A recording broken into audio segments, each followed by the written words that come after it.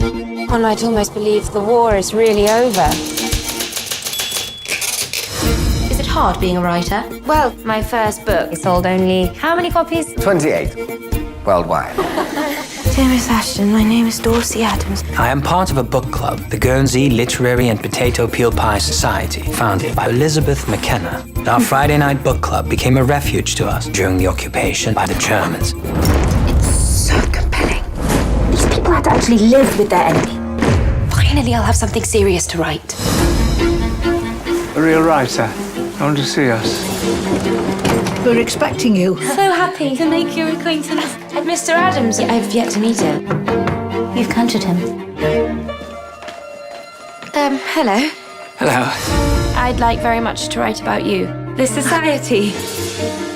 And your founder, Elizabeth McKenna. I'm so looking forward to meeting her. You won't be meeting her. There's more to that story than they like to let on. What happened? It's not my story to tell. They don't want me writing about them. The war's not over for them. Not really. Elizabeth couldn't help but follow her heart. Shame on all of you! You must do the same. You have that courage. I've seen things I never thought could happen. I lost people too. If you'd let me, I'd like to try and help.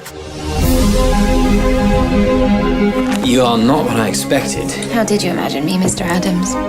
You suppose it's possible for us to already belong to someone before we've met them?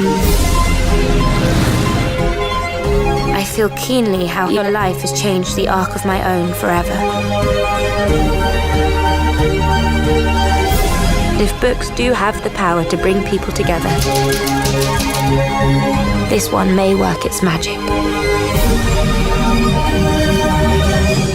You've yet to have the full experience. Potato peel pie.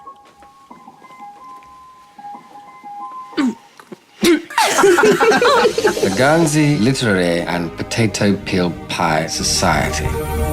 Crikey, that's quite a mouthful.